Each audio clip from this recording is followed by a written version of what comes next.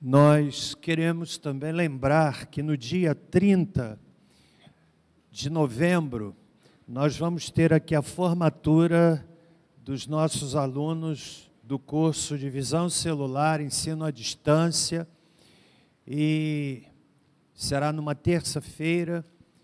Todos os alunos estão mais do que convidados, e as células estão convidadas, a igreja está convidada.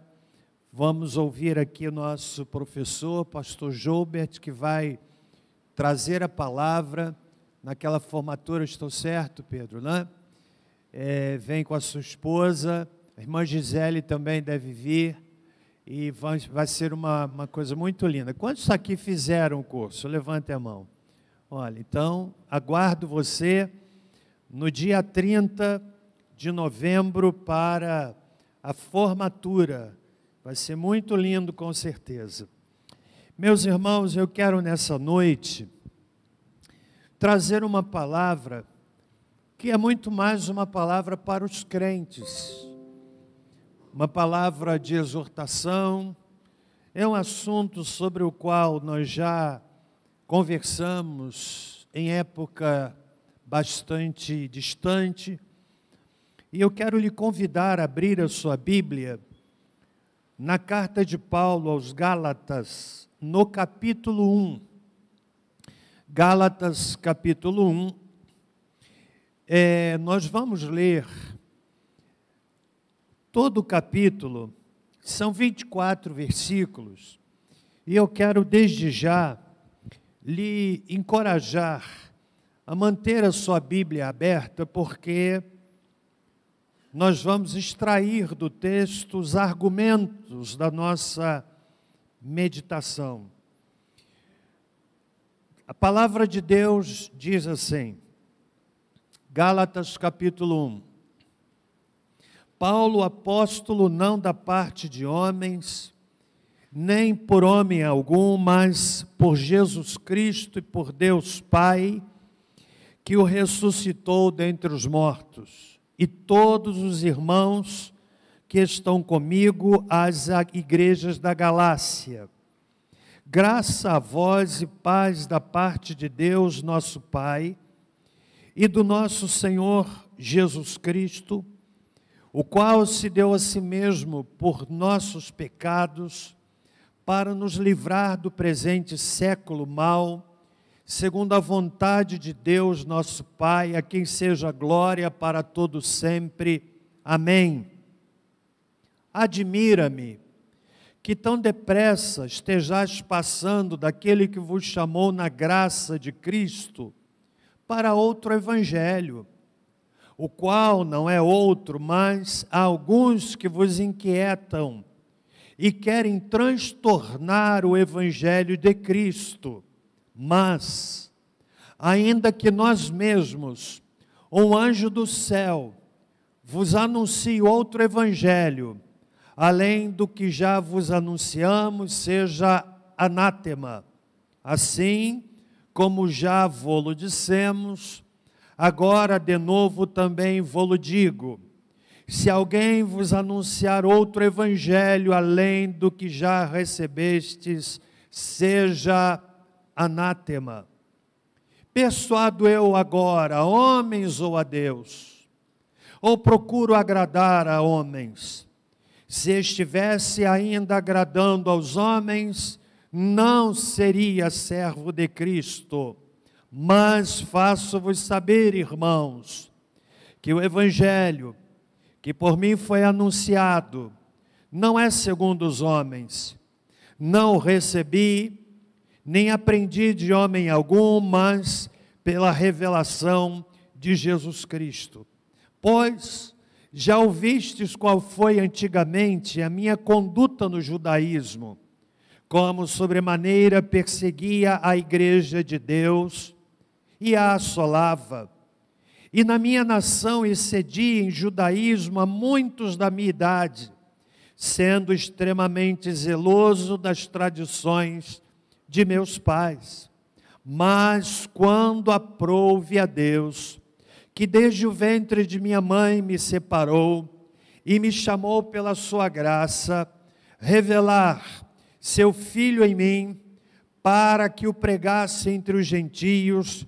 Não consultei carne nem sangue, nem subi a Jerusalém para estar com os que já antes de mim eram apóstolos, mas parti para a Arábia e voltei outra vez a Damasco. Depois, passados 3 anos, subi a Jerusalém para ver a Pedro e fiquei com ele 15 dias. E não vi a nenhum outro dos apóstolos, senão a Tiago, irmão do Senhor. Ora, acerca do que vos escrevo, diante de Deus, testifico que não minto. Depois fui para as regiões da Síria e da Cilícia. Eu não era conhecido de vista das igrejas de Cristo na Judéia. Somente tinha ouvido dizer: aquele que antes nos perseguia, agora anuncia a fé que outrora procurava destruir. E glorificavam a Deus a meu respeito. Deus abençoe a leitura da bendita palavra aos nossos corações nessa noite. Amém. Fala-nos, Senhor, através da Tua palavra. Quero pedir ao Senhor que o Teu Espírito gere nesta congregação o desejo, a fome de ouvir a palavra do Senhor. Quero pedir, Pai, que o Senhor possa expurgar toda a distração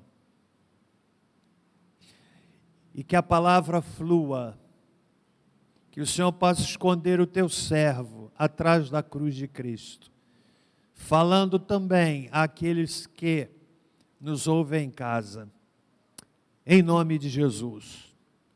Amém. Os perigos do outro evangelho. Gálatas é, na verdade, uma carta de Paulo a um grupo de igrejas.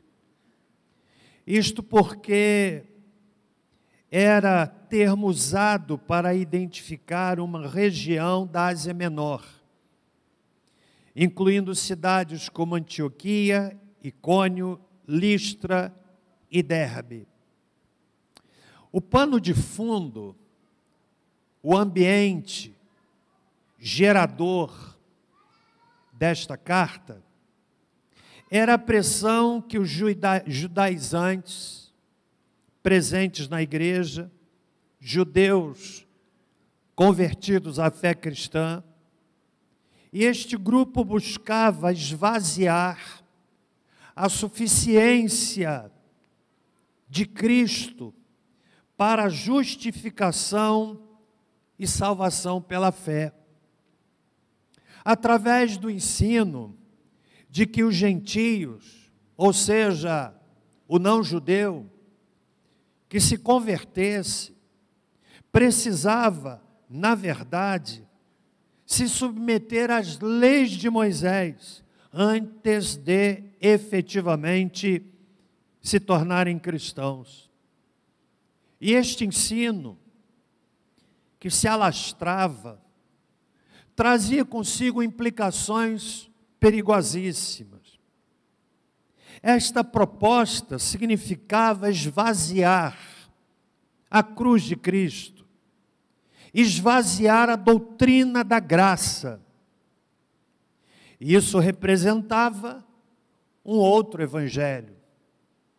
Por isso, Paulo, que usa essa expressão aqui no texto, pelo menos 3 vezes, ele, como pastor, como um defensor da fé, como um pregador da palavra, percebendo que os desdobramentos deste ensino eram trágicos para a vida da igreja, para a vida dos crentes, porque se assim fosse entendido, significava dizer que o que Jesus fez na cruz do Calvário não tem caráter absoluto, mas é relativo.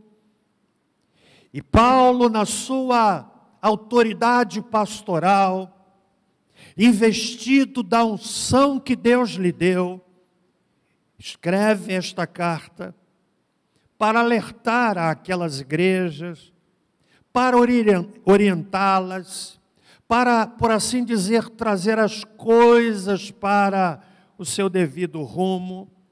E ele então nos chama a atenção acerca do perigo do outro evangelho.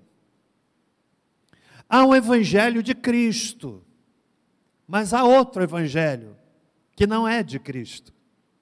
Um é verdadeiro, o outro é falso. Um é de Deus, o outro é do diabo. Um vem do céu, o outro nasce no inferno. Há ameaças à igreja de Cristo em todos os tempos. Ameaças de fora e ameaças de dentro. As mais perigosas não são as ameaças que vêm de fora. Quem se debruça por um tempo na história da igreja, há de observar que a igreja é perseguida por aqueles que estão do lado de fora, se torna uma igreja mais coesa, mais unida, mais firme, mais sólida. A história nos dá conta de que até mesmo nos períodos de maior perseguição de fora, foram os períodos em que a igreja mais cresceu por dentro. Que a perseguição, entre outras coisas, tem a capacidade de filtrar a igreja, de depurar a igreja, de definir quem é quem, de esclarecer aquele que de fato quer servir a Cristo, daquele que apenas aderiu a uma instituição sem experimentar conversão. Como diz o eminente pregador que admiro, pastor Hernandes, no comentário que ele faz no livro de Atos, ele diz que a igreja viveu a perseguição de fora, Atos capítulo 4, viveu a infiltração de um casal hipócrita, Atos capítulo 5, e enfrentou a distração, os apóstolos que estavam ocupados demais servindo às mesas. Ele então orienta na formação do colégio diaconal. Os ataques mais devastadores, desfechados contra a fé, sempre começaram com erros surgidos dentro da igreja. Eu disse no início da minha fala que a pregação desta noite, ela tem como foco primário falar ao crente, às minhas ovelhas que aqui estão, e aquelas que estão me ouvindo em casa, ovelhas ou não. Os ataques que têm acometido a igreja, que têm feito até a igreja crescer sem qualidade. Aquilo que o saudoso pastor Billy Graham designou chamar de crendismo fácil. Pastor John MacArthur, num livro muito interessante, intitulado Com Vergonha do Evangelho, ele faz, na verdade, uma análise e lista alguns elementos que ameaçam a igreja na modernidade. Em primeiro lugar, pragmatismo, que se caracteriza pelo desejo de ter resultado independente da maneira que se trilha, do que se faz para alcançar o resultado. E essa tendência menospreza a pregação, supervaloriza louvor. Louvar é bom, como fomos edificados na celebração de louvor hoje pela manhã e agora à noite. Mas o ponto alto de um culto, irmãos, não é o louvor, é a proclamação da palavra de Deus. É quando nós nos acomodamos, quando nós deixamos a distração e intencionalmente nos curvamos diante da palavra pedindo: Senhor, fala comigo. Foi por isso que eu orei no início do culto, pedindo que toda distração fosse expurgada do nosso meio. Porque quem está aqui da frente, olhando esse auditório, às vezes a gente percebe alguns tão distraídos. Então, o pragmatismo é aquela preocupação de crescer, de crescer, de crescer, sem os parâmetros necessários, às vezes até um crescimento que atropela a ética, um crescimento que não tem qualquer preocupação mínima, ética mínima com a igreja do outro. Nós estamos aqui em nossa comunidade recebendo pessoas que vêm de outras igrejas, mas eu digo para elas quando eu as atendo no gabinete: quero saber os motivos e digo: olha, eu vou fazer contato com o seu pastor. Você já falou com ele? Se não falou, vá lá conversar com o seu pastor. E se vem com uma retórica de criticar, de malhar, de depreciar o seu antigo pastor, eu sei que eu serei em algum momento a bola da vez. Então a gente diz, em outras palavras, decora o Salmo 119 e tira os 50 dias de jejum absoluto. Claro que a gente não faz isso.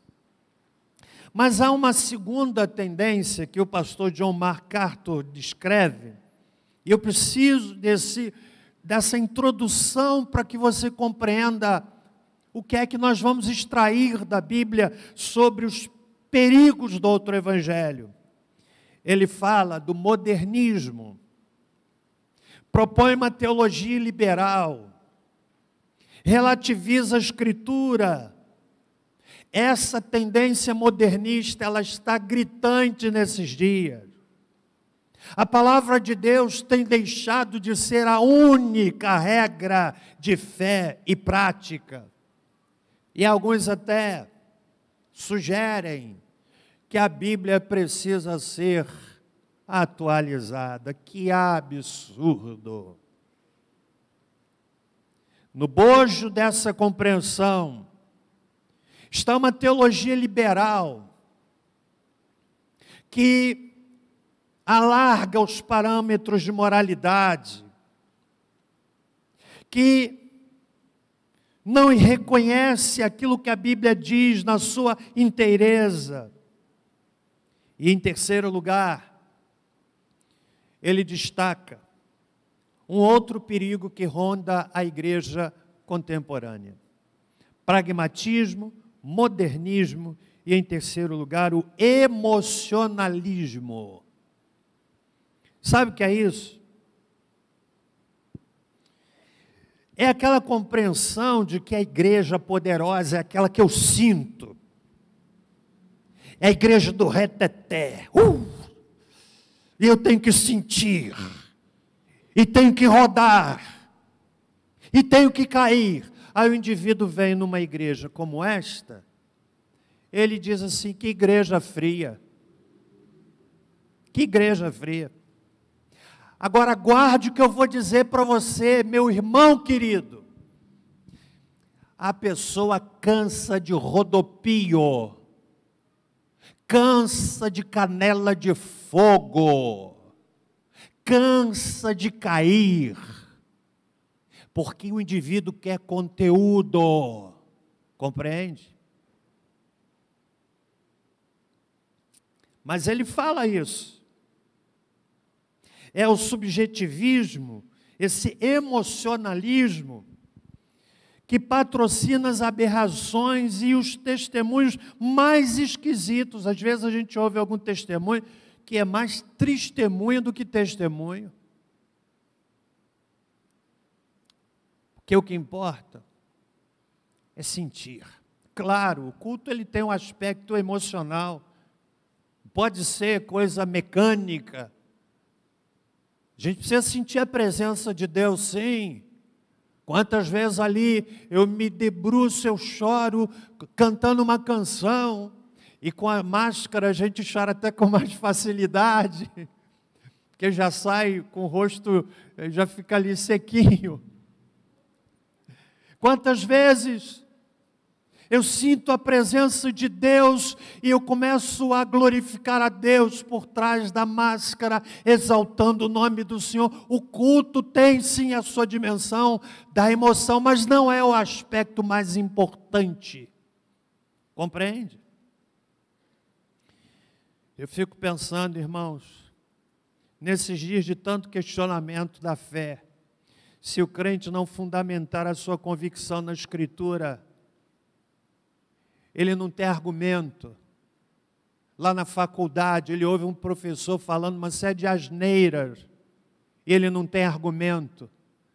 Ele vai dizer: não, porque ontem na igreja eu cantei louvor tal, não tem argumento. Agora o moço, a moça que se debruça na Bíblia, que busca fundamentar a sua fé para ter a maneira de explicar a razão da esperança que há no crente. A Bíblia diz que nós precisamos conhecer para explicarmos a razão da esperança que nós temos. Sabe o que é isso? É buscar argumentação bíblica para a nossa fé.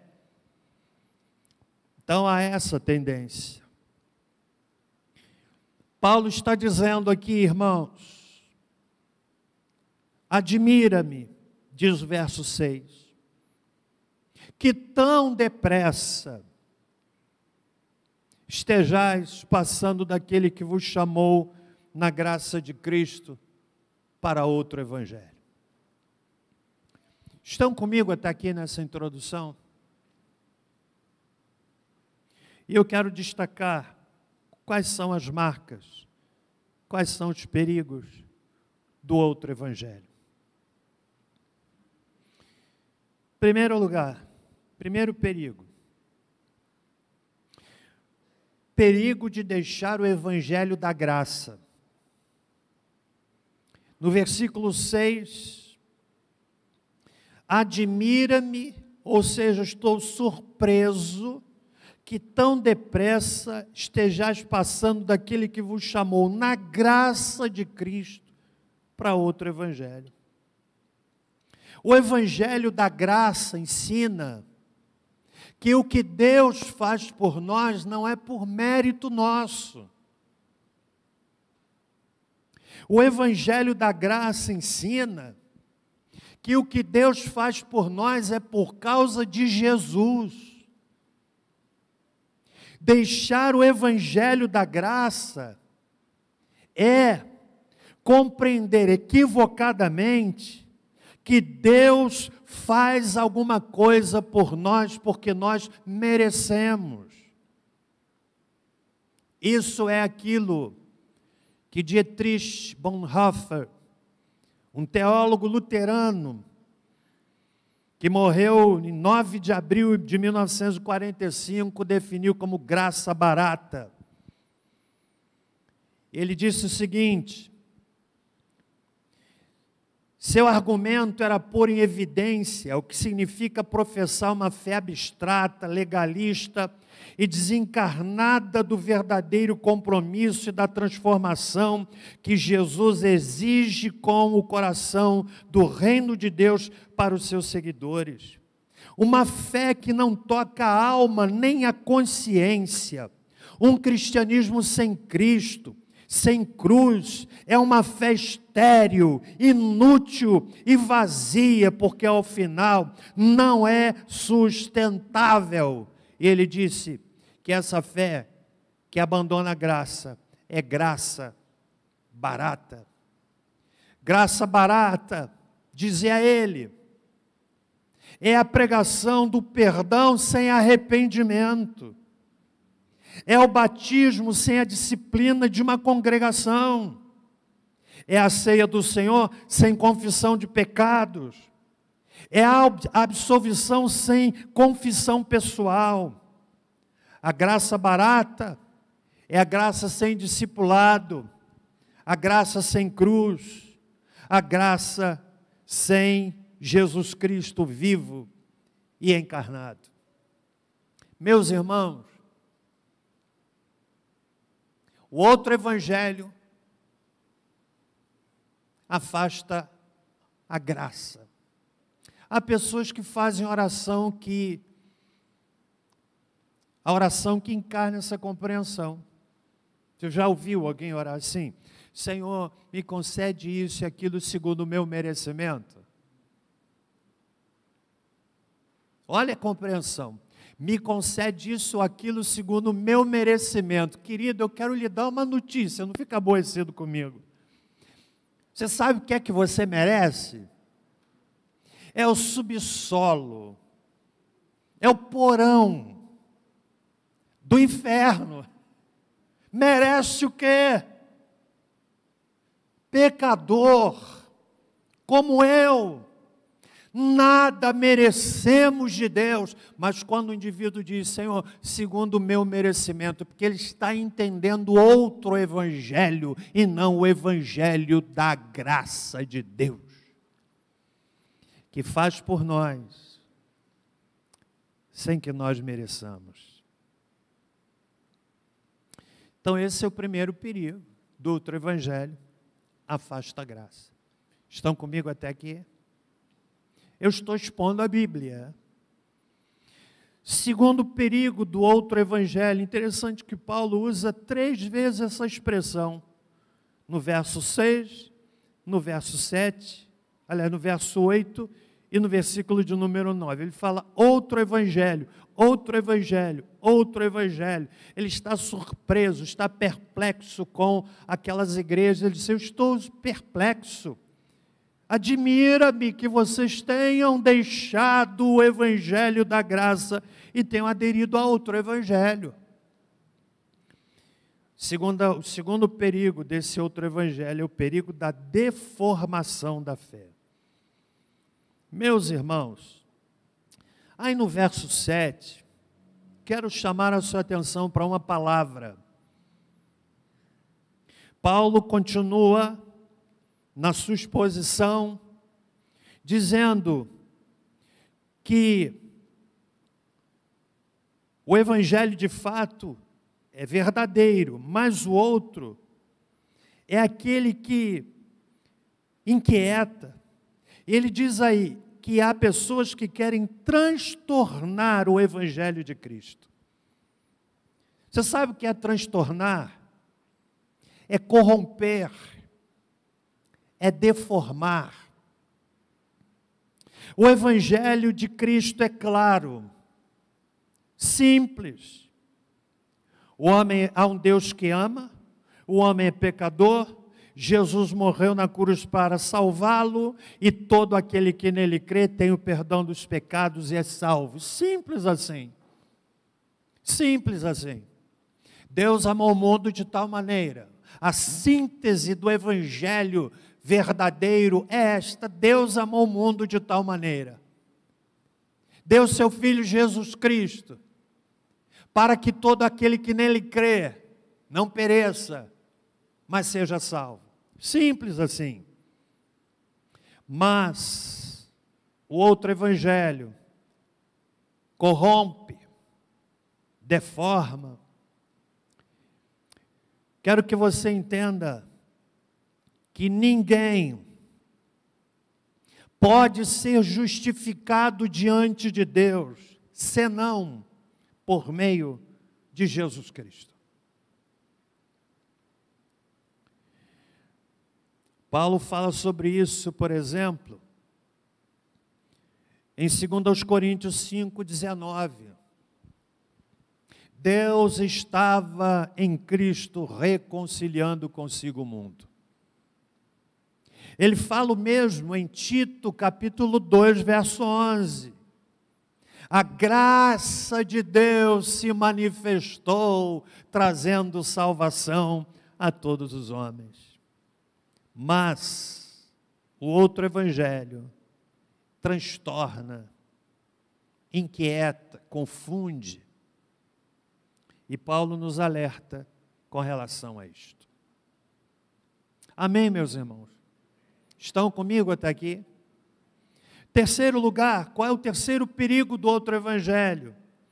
O perigo de novidades que o evangelho não ensina. No capítulo 1, versos 8 e 9.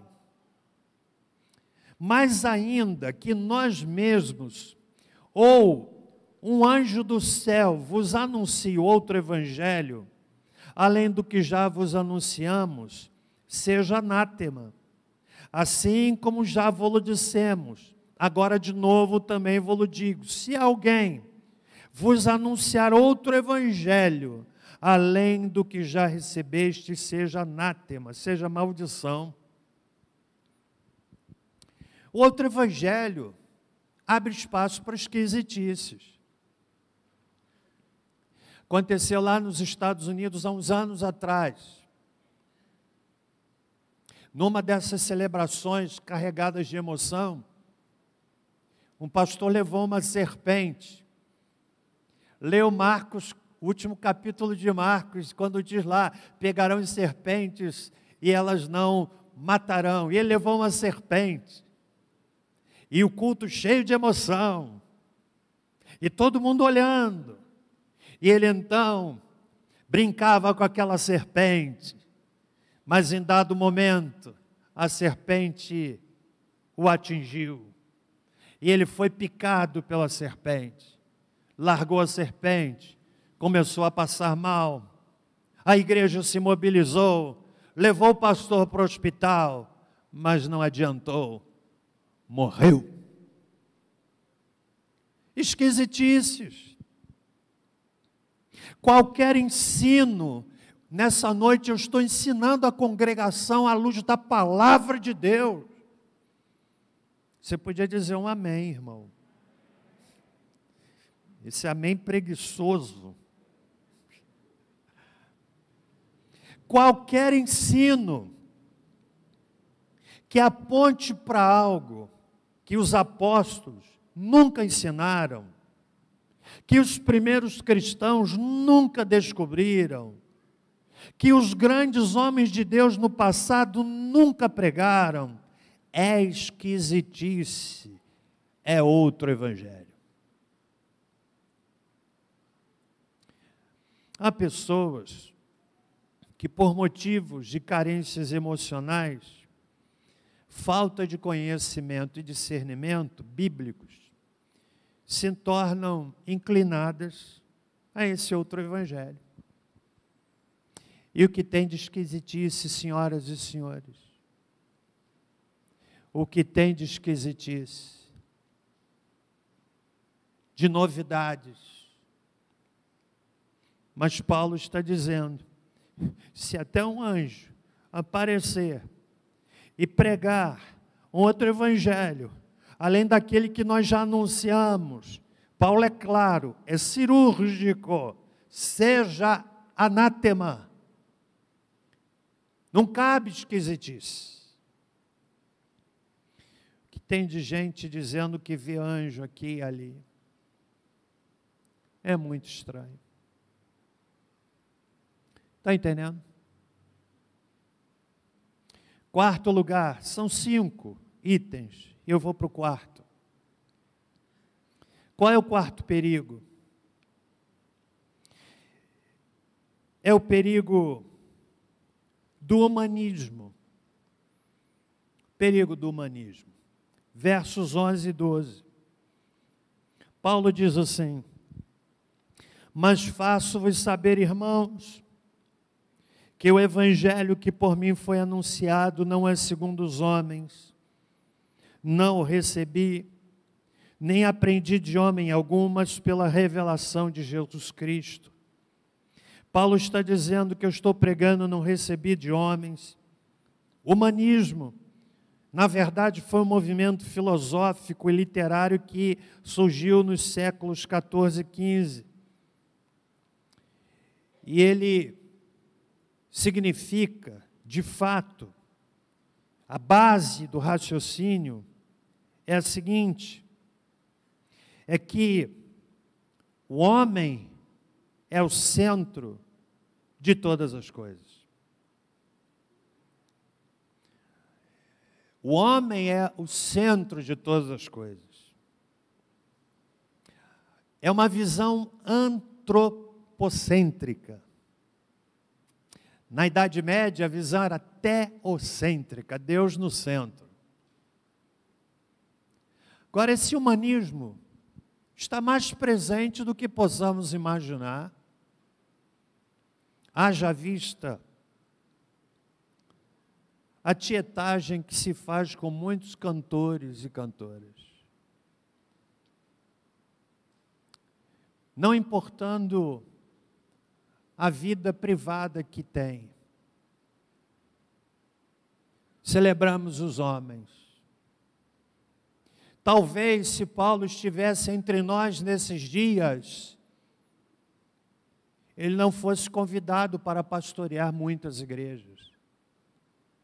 Imaginem se, num levantamento do currículo de Paulo,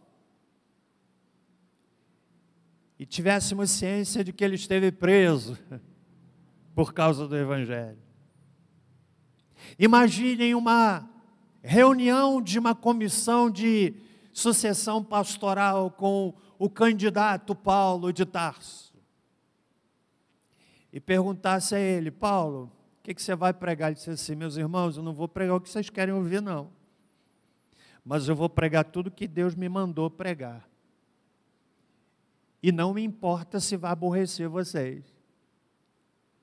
Será que o convite prosperaria? Paulo disse: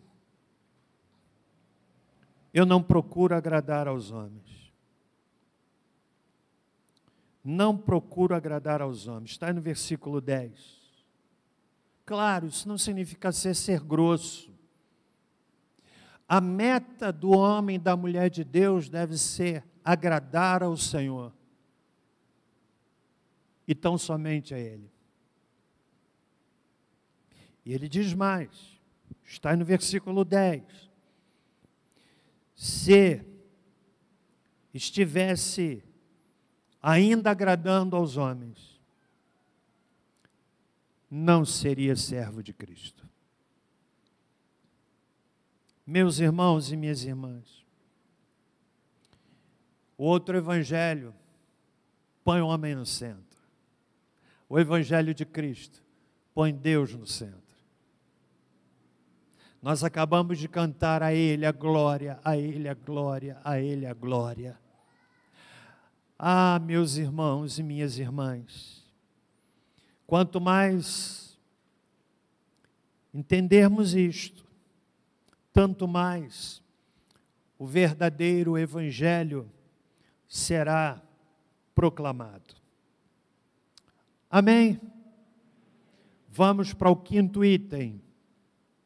O tema da nossa mensagem é os perigos do outro evangelho. Falei, o perigo de deixar o evangelho da graça, o perigo da deformação, o perigo das novidades que o evangelho não ensina, o perigo do humanismo, mas há um último perigo, quinto perigo que eu quero extrair do texto, que é o seguinte: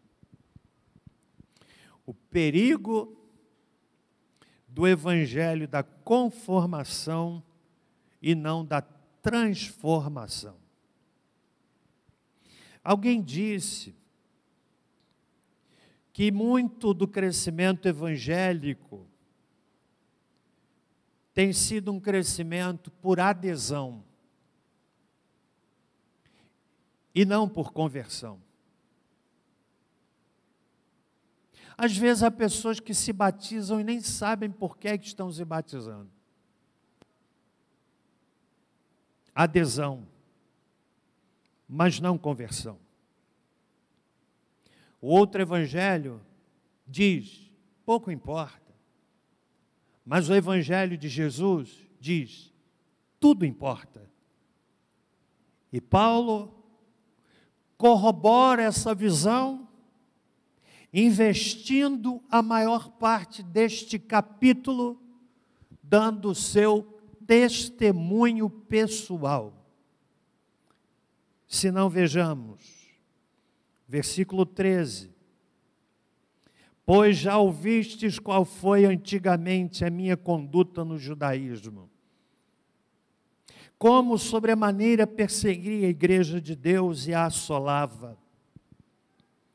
E na minha nação, excedi em judaísmo a muitos da minha idade, sendo extremamente zeloso das tradições de meus pais.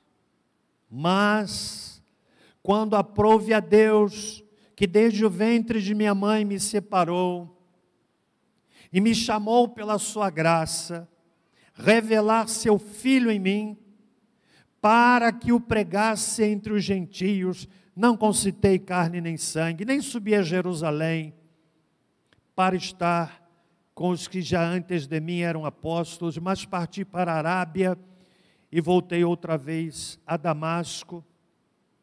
Depois, passados 3 anos, subi a Jerusalém para ver a Pedro, e fiquei com ele 15 dias, e não via nenhum outro dos apóstolos, senão Tiago, irmão do Senhor. Ora, acerca do que vos escrevo, diante de Deus, testifico e não minto. Depois fui para as regiões da Síria e da Cilícia. Eu não era conhecido de vista das igrejas de Cristo na Judéia, somente tinha ouvido dizer, aquele que antes nos perseguia, agora anuncia a fé que outrora procurava destruir. E glorificavam a Deus a respeito de mim ou a meu respeito. Sabe o que é que Paulo está dizendo? Que o verdadeiro evangelho fala de transformação. A conversão de Paulo é uma extraordinária e magnífica manifestação do poder de Deus.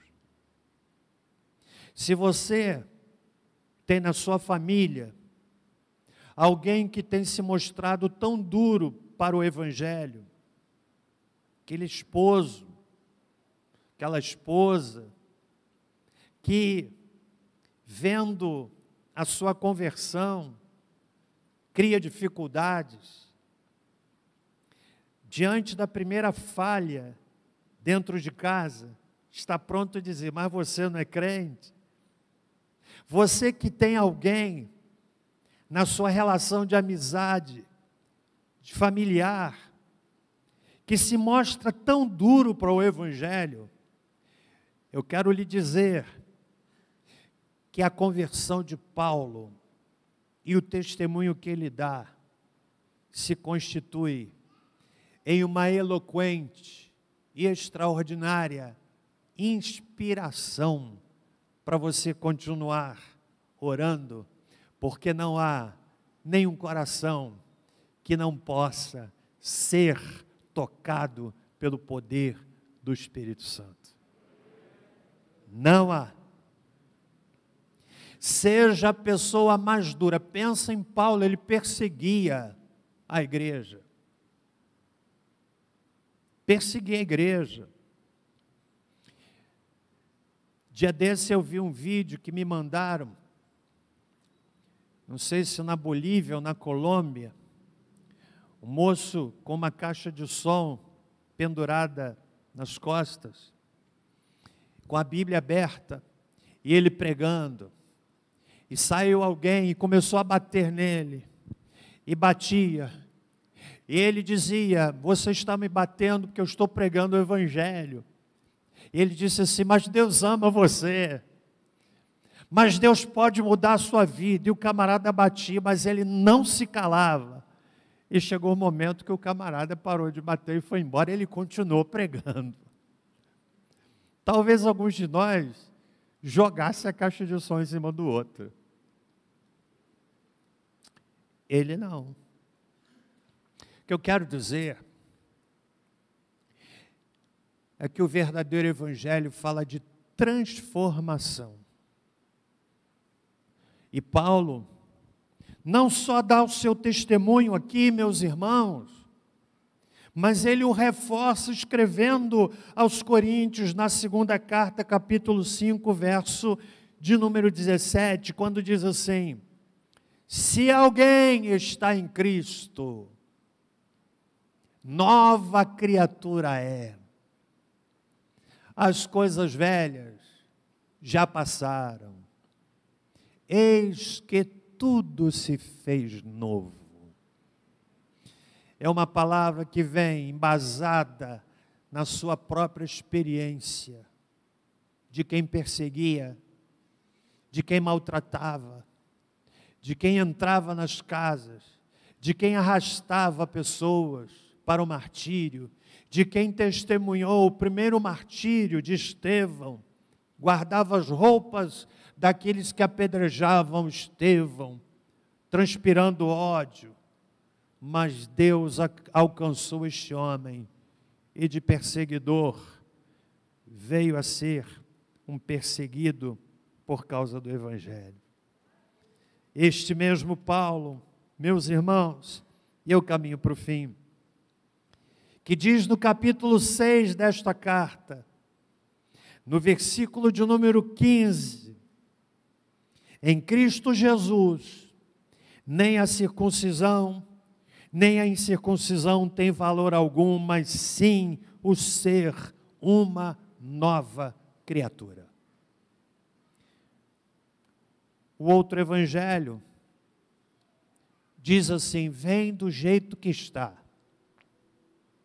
e fica do mesmo jeito.